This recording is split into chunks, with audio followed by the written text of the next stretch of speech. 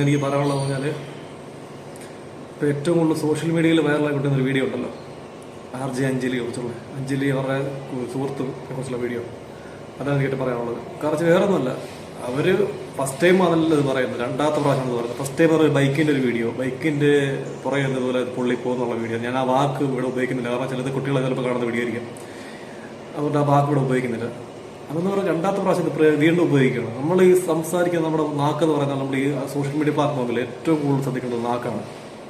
കാരണം ഇത് കാണുന്നത് 18 വയസ്സിലുള്ള താഴെയുള്ള കുട്ടികളായിരിക്കും, അല്ലെങ്കിൽ ചെറിയ കുട്ടികളായിരിക്കും. ഇതൊക്കെ ഇവർക്ക് കണ്ട് സമൂഹം എങ്ങോട്ടാണ് ഈ പോകുന്നത് പോലും അവർക്കറിയത്തില്ല.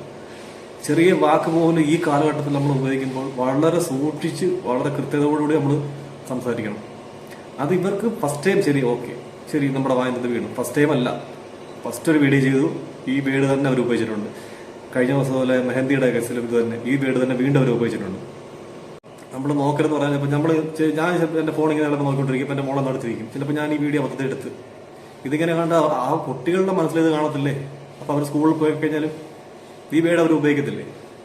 നമ്മളത് വീട്ടിലൊക്കെ ചിലപ്പോൾ പ്രൈവറ്റ് ആയിട്ടൊക്കെ നമുക്ക് ഉപയോഗിക്കാം എന്ന് വെച്ചാൽ അതുപോലെ പബ്ലിക് പ്ലാറ്റ്ഫോമിൽ ഇങ്ങനെയാണെന്ന് പറയുന്നത്. അതുപോലെ യൂട്യൂബേഴ്സ് അവരൊട്ടും മോശക്കാരല്ല. അവരല്ലെങ്കിൽ ആ വീഡിയോ അല്ലെങ്കിൽ മ്യൂട്ട് ചെയ്ത് അങ്ങനെ കാണിക്കണം ഇടുന്നവർ. അവർക്ക് ഒരു ഇതില്ല.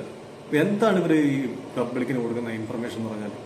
അവർക്ക് വരുമാനം വേണം, യൂട്യൂബ് എന്നുള്ള വരുമാനം വേണം. അങ്ങനെ ഉണ്ടെന്നുണ്ടെങ്കിൽ അത് മ്യൂട്ട് ചെയ്ത് കാണിക്കണം. നിങ്ങളുടെ സോഴ്സ് അതാ, നിങ്ങൾ മ്യൂട്ട് ചെയ്ത് കാണിക്കണം. അപ്പൊ ഈ പർട്ടിക്കുലർ വേർഡ് ഉപയോഗിച്ച വ്യക്തി അല്ലെങ്കിൽ ആ ഒരാൾ, ആ മഹത് വ്യക്തി വന്നിട്ട് ഇതിനകത്ത് ഈ ഒരു ക്ഷമാപണം നടത്തി, സോറി അല്ലെങ്കിൽ ഒരു ക്ഷമ ചോദിക്കുന്നത് പറഞ്ഞിട്ട് ഒരു വീഡിയോ തരുന്നുണ്ടോ? എല്ലാം ഒരു പരിധി വിട്ട് കഴിഞ്ഞാൽ അപ്പുറം പോയി കഴിഞ്ഞാൽ ഉണ്ടല്ലോ, എല്ലാ ആവശ്യത്തിനും വേണം. എത്രയോ കൊച്ചു കുട്ടികൾ കാണുന്ന വീഡിയോ ആണത്.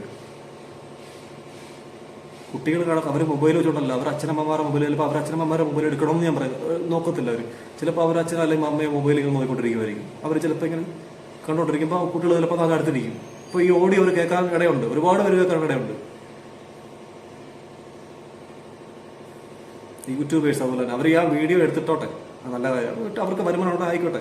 പക്ഷെ അവർ ആ ഒരു പർട്ടിക്കുലർ വേർഡ് അവർക്കൊന്നും മ്യൂട്ട് ചെയ്തുകൂടെ?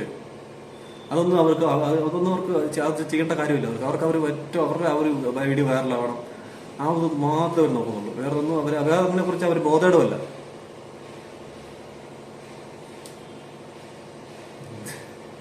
എന്താ പറയുന്നത്? ഈ പറഞ്ഞ ആൾ വന്ന് എന്തായാലും ക്ഷമ പറഞ്ഞിട്ടില്ലല്ലോ, ഉണ്ടോ?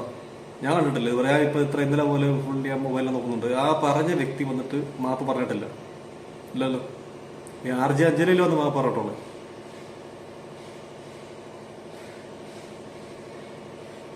ശരി, ഓക്കെ.